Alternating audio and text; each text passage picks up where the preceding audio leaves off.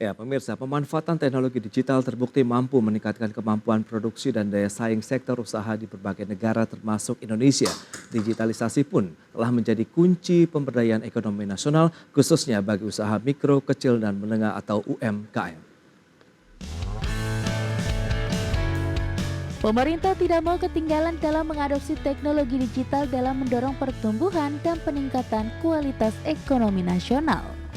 Bahkan transformasi ke arah digitalisasi ekonomi telah menjadi kebutuhan untuk berdaya saing di dalam negeri dan di kancah internasional terutama bagi sektor usaha mikro kecil dan menengah atau UMKM. Apalagi UMKM merupakan sektor usaha yang terbukti tangguh dalam menghadapi badai resesi ekonomi global maupun dalam negeri dan telah menjadi tulang punggung ekonomi Indonesia. Saat ini UMKM berperan besar dengan menyumbang sekitar 61% dari nilai produk domestik bruto dan menciptakan lapangan kerja bagi sekitar 97% pekerja. Kementerian Koperasi dan UKM telah menelurkan gagasan UMKM Go Digital guna membantu UMKM dalam meningkatkan efisiensi bisnis, akses pasar, dan daya saing. Dan di tahun 2024 ini, Menteri Koperasi dan UKM telah menaikkan jumlah UMKM yang akan terdigitalisasi menjadi 40 juta UMKM. Dan Kadin Indonesia sebagai wadah pelaku usaha nasional telah mengakselerasi digitalisasi UMKM Indonesia sebagai salah satu strategi dari pilar kesejahteraan dalam peta jalan Indonesia Emas 2045 yang disusun oleh Kadin Indonesia.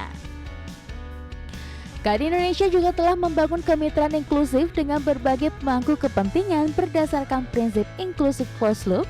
Prinsip ini melibatkan integrasi seluruh rantai nilai ekonomi dari hulu ke hilir yang dikelola melalui sistem digital.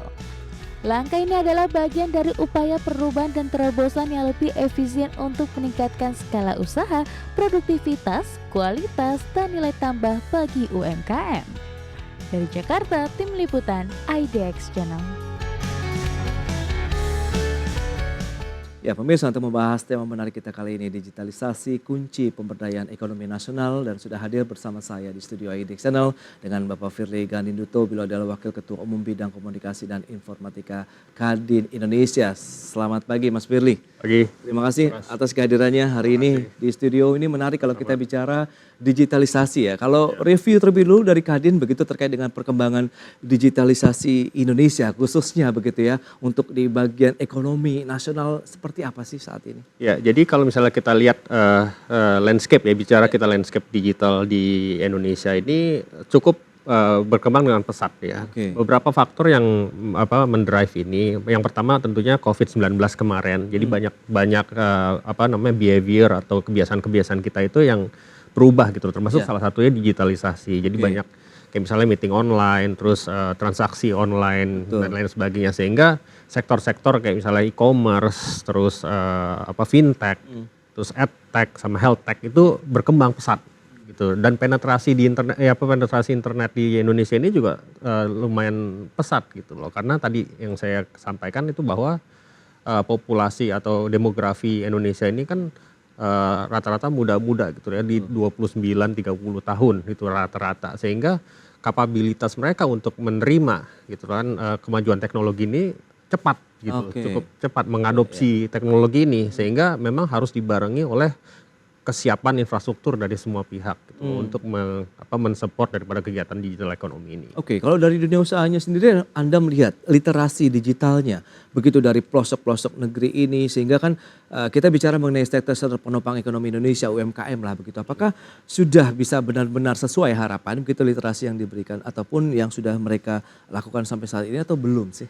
Kalau misalnya sesuai dengan harapan ya saya harus bicara belum sesuai harapan gitu loh, karena ini adalah suatu target kan. Jadi seperti yang kita lakukan di Kadin gitu ya. Kadin ini kan sebagai organisasi induk industri atau dunia usaha ini kan kita bukan hanya berfokus terhadap usaha pengusaha yang yang sudah established gitu, tapi kita juga fokus terhadap bagaimana kita bisa menaik kelaskan UMKM gitu. Nah, salah satu programnya itu yang memang saya dorong itu adalah bagaimana digitalisasi ini sebagai enabler kepada UMKM di Indonesia gitu loh.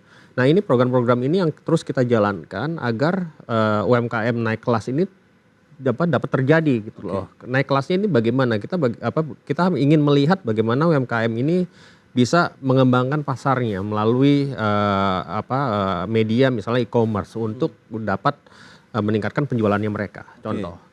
Yang kedua itu bagaimana UMKM ini dapat dibantu oleh teknologi dalam melakukan aktivitas kegiatan sehari-harinya. Contoh misalnya pembukuan lah, terus mungkin supply chain dan lain sebagainya gitu, sehingga membantu mereka itu mempermudah untuk melakukan kegiatan gitu loh. Jadi hal-hal ini yang kita dorong tuh dari Kadin, kita berikan mereka pelatihan gitu loh untuk mempersiapkan mereka agar dapat meningkatkan penggunaan teknologi untuk melakukan kegiatan sehari-harinya mereka. Nah itu dia, dari sisi kesiapan, kemudian kemampuan dari pelaku usaha ataupun UMKM-nya sendiri, begitu apakah sudah cukup cukup cepat begitu ya, menyerap begitu dari kemampuan teknologi ini? Ya, nah jadi ini pertanyaan menarik. Jadi memang satu sisi kita pelaku UMKM itu memiliki tantangan gitu. Jadi tantangan internalnya itu bagaimana mereka itu bisa menghadapi teknologi untuk dan meyakinkan dari sisi internalnya mereka gitu, dari supply chain dan lain sebagainya.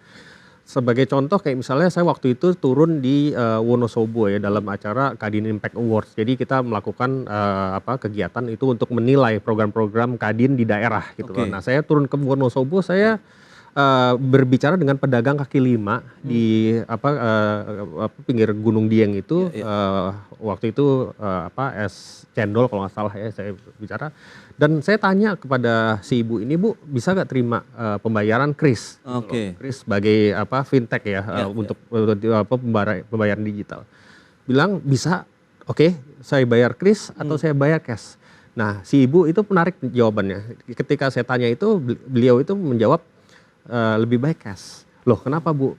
Kan ibu udah ada KRIS-nya. Karena gini, Pak, karena ketika saya belanja ke pasar atau membeli bahan-bahan material dan segala macam itu, dia pedagang yang lain itu masih menggunakan cash. Masih transaksi cash. Nah, artinya apa? Artinya kesiapan itu ada, tapi supporting ekosistemnya ini masih belum memadai gitu loh. Nah, sehingga mungkin perlu ada terus dilakukan awareness atau sosialisasi mengenai teknologi, penggunaan teknologi baru ini. Nah, peran Kadin di daerah, kemudian dengan pemerintah daerah, apakah bisa dioptimalkan kalau kita bicara tadi untuk literasi masyarakat, kita membangun ekosistem digital begitu?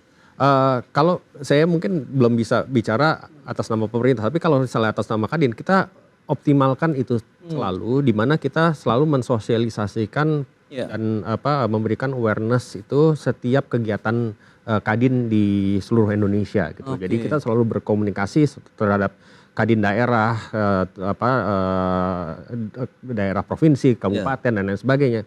Itu kita selalu lakukan sosialisasi gitu. Baik sosialisasi penggunaan teknologi baru, penggunaan cara bersosial media dengan baik gitu kan, dan bagaimana cara mereka mungkin onboarding untuk melakukan kegiatan aktivitas penjualan di e-commerce gitu. Nah, itu program-program itu kita jalankan sudah kita jalankan. Berjalan dengan baik. Dari sisi literasi ini memang masih ada PR yang harus dituntaskan. Tapi kalau pemerataannya sendiri menurut Mas Firly ini bagaimana? Kan kita tahu juga digital ini sudah merangsek hampir ke seluruh pelosok ya. Penggunaan internet hampir semua masyarakat Indonesia bahkan sudah punya handphone. Nah, bagaimana dengan pemerataan digitalnya sendiri begitu? Karena kita tahu inklusinya sekarang ini justru lebih cepat dengan produk-produk keuangan ataupun teknologi lainnya begitu. Betul. Jadi itu hal yang kita harus pisahkan gitu antara inklusi sama awareness gitu atau literasi gitu. Itu dua hal yang berbeda di mana gapnya tuh cukup besar gitu loh. Nah, ini yang terjadi yang mengakibatkan sering adanya suatu contoh kayak misalnya pinjam online ilegal, pinjol ilegal, terus judi online dan lain sebagainya gitu loh. Karena literasi masyarakat itu terhadap teknologi itu masih cukup di bawah daripada inklusinya itu gitu. Nah, kalau misalnya kita bicara pemerataan itu betul apa coverage itu atau apa jangkauan itu apa dari sinyal handphone itu udah hampir seluruh wilayah Indonesia. Yes. Tetapi yang harus dibicarakan itu adalah connectivity. Nah, connectivity ini kita bicara bukan hanya apa namanya coverage, tapi lebih kepada speed, internet speed. Oke. Nah, ini yang perlu ada perhatian gitu loh, karena kita bicara internet speed. Contoh misalnya kita lakukan kegiatan pembayaran online gitu ya. Nah, dengan kecepatan yang rendah, kegiatan itu belum tentu bisa dijalankan, apalagi di daerah-daerah gitu. Iya. Sehingga apa namanya kesiapan digital itu di kota besar itu lebih siap daripada di kota-kota besar di Indonesia, itu lebih siap daripada di kota-kota kecil lainnya daerah. Nah, ini yang harus menjadi perhatian juga kepada kita semua, pemerintah, sektor usaha juga dari industri juga gitu. Dan Kadin juga menyiapkan program ini gitu loh, di mana kita akan menyambungkan daerah-daerah terluar ini terhadap jaringan internet gitu. Jadi kita ada program kerjasama antara Kadin Indonesia sama Kadin daerah. Gitu. Oke, dan itu seperti apa optimalisasinya dan realisasinya? Karena kan memang ini bisa menjadi booster untuk menggerakkan ekonomi. Tadi kalau kita bicara mengenai pemanfaatan teknologi digital untuk mendorong geliat ekonomi nasional begitu kalau kita lihat secara luas. Iya. Jadi ya memang kalau misalnya kita lihat digitalisasi ini penting ya dalam hal meningkatkan suatu ekonomi baru gitu. Oke. Karena ekonomi digital ini kontribusinya itu sudah mencapai 8% dari total GDP. Oh, oke. Yang dimana kita perkirakan akan mencapai 18% di tahun 2025-2026 gitu. Jadi suatu suatu sektor yang perlu kita perhatikan ke depannya itu loh. Perhatikannya terutama untuk dalam hal penyiapan infrastruktur gitu kan, mungkin payung hukum yang sesuai gitu kan, yang mendukung dunia usaha sektor digital ini gitu loh. Sama mungkin di sektor pemerintah juga harus disesuaikan gitu loh, karena saat ini kan masih banyak area-area yang mungkin tumpang tindih gitu loh, antara kementerian dan lembaga gitu. Nah, ini perlu ada suatu penyesuaian sehingga koordinasinya itu bisa lebih jelas dan lebih efisien untuk menggerakkan ekonomi digital ini. Nah, itu berarti memang masih ada tantangan yang harus dipecahkan. Tapi bottleneck yang paling utama menurut Anda sendiri dari Kadin begitu lebih kepada infrastruktur kah atau tadi penguatan literasinya kah atau bagaimana? Menurut saya dua-duanya harus paralel. Jadi infrastruktur juga harus diperkuat, gitu kan. Literasi juga harus berbarengan semua dilakukan. Baik, itu dia ya. Berarti literasinya juga harus kuat, infrastrukturnya juga mendukung. Jadi ini paling tidak digitalisasi yang benar-benar bisa termanfaatkan dengan baik ya untuk menopang ekonomi nasional. Baik, kita kan bahas lebih lagi seperti apa sih nanti upaya meningkatkan skala kemudian produktivitas dari sektor usaha di Indonesia dengan pemanfaatan teknologi digital. Kita bahas nanti di segmen berikutnya. Kita akan jeda dulu sebentar pemirsa. Kami segera kembali.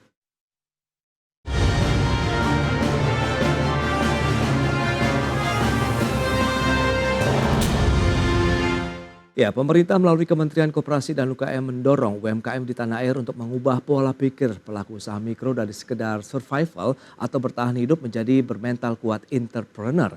Hal ini guna mendukung peningkatan entrepreneur tanah air untuk menuju Indonesia maju.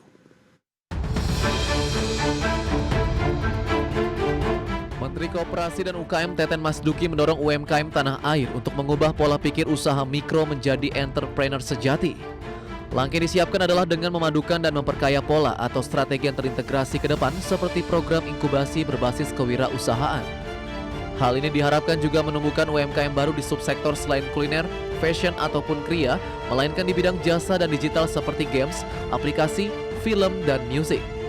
Untuk itu Kemenkop UKM juga terus mendorong upaya akses pasar, bahan baku hingga akses ke teknologi. Kita harus bangun semuanya, supply chain-nya, inkubatornya, risetnya connected dengan pengembangan usaha dan lain sebagainya. Pembiayaan juga sedang saya rapikan dan lain sebagainya. Nah, dengan cara ini kita bisa melakukan scaling up usaha mereka, mengubah mindset mereka yang tadinya hanya sebagai survival menjadi entrepreneur. Di sisi lain, program inkubasi atau pendampingan usaha mikro terus digenjot pihaknya dari hulu hingga hilir. Di mana program pendampingan usaha mikro mandiri ini bertujuan untuk memberikan akses dan ruang bagi pelaku usaha mikro dalam meningkatkan skills serta kemampuan entrepreneurial dan manajerialnya, termasuk akses untuk sertifikasi produk hingga akses perbankan maupun lembaga keuangan. Dari Jakarta, Adi Firmansyah, IDX Channel. Baik pemirsa, kita akan lanjutkan kembali perbincangan menarik ini bersama dengan Bapak Firly Ganinduto, Wakil Ketua Umum Bidang Komunikasi dan Informatika Kadin Indonesia. Baik, Mas Firly, kita akan lanjutkan kembali. Tadi sudah disampaikan beragam upaya khususnya dari Kemenkop UKM begitu untuk membangun ekosistem digital untuk meningkatkan tadi kemampuan UMKM kita begitu, usaha mikro tidak hanya menjadi survival tapi benar-benar jiwa entrepreneurnya juga tumbuh. Nah, Anda melihat bagaimana? Apakah digitalisasi ini bisa menumbuh kembangkan juga semangat berusaha dari pelaku UMKM kita atau bagaimana nih? Iya, menurut saya iya, jawaban singkatnya yes, you can do that. Tapi kita harus melihat bahwa teknologi ini dianggap sebagai enabler. Jadi artinya ini adalah tools gitu kan. Oke.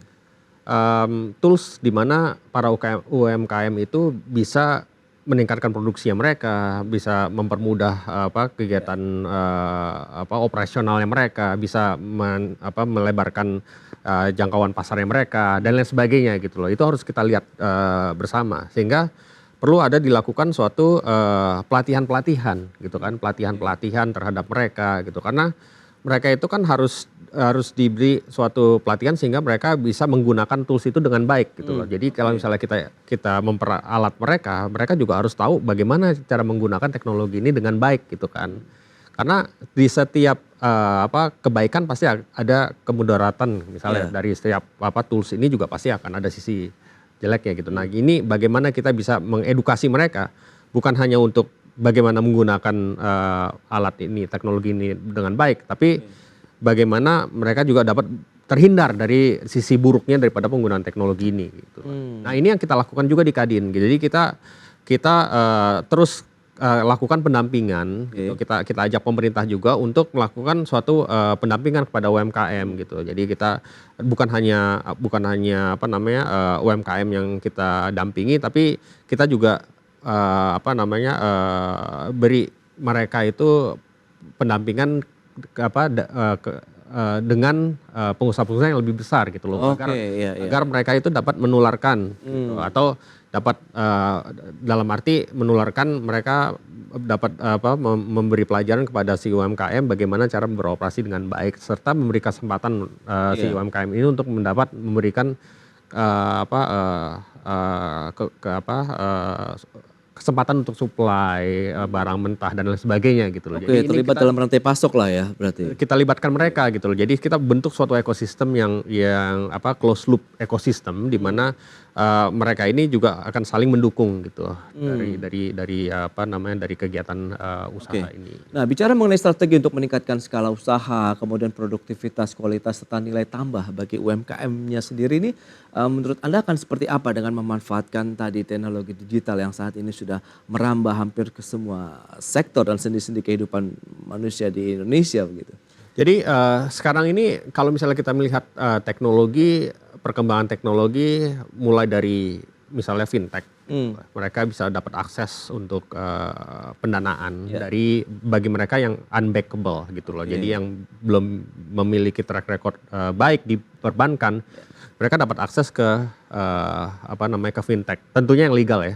Terus kemudian kita lihat perkembangan teknologi ini dari sisi AI misalnya. Nah, dari AI ini kan juga ini suatu revolusioner yang cukup dahsyat gitu loh, di mana mungkin para pengemuka dunia ini memprediksi bahwa revolusi AI ini lebih dahsyat daripada revolusi internet gitu. Oke. Jadi kalau misalnya kita lihat AI secara simple, secara sederhana aja gitu loh. Kita bagaimana kita bisa memanfaatkan data-data ini dari AI ini untuk menghasilkan suatu produksi barang yang lebih bisa diterima di pasar gitu loh. Jadi hal-hal teknologi ini mungkin bisa akan mempengaruhi, dapat membantu para UMKM ini untuk dapat melakukan kegiatan mereka untuk lebih baik gitu kan. Oke. Nah, terus kemudian berikutnya itu adalah akses kepada pasar internasional, bukan hanya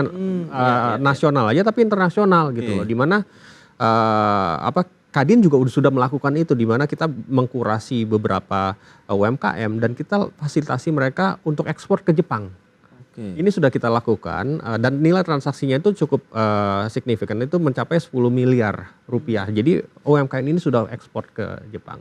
Nah, seperti ini itu tentunya dilakukan dengan infrastruktur teknologi juga di belakangnya ini gitu loh. Jadi dan ini selalu kita kampanyekan kepada pelaku UMKM, bagaimana kita ayo berkadin namanya, ada kegiatan ayo berkadin. Nah, saya sampaikan juga di sini bahwa kita juga program ayo berkadin ini khusus untuk UMKM kita lakukan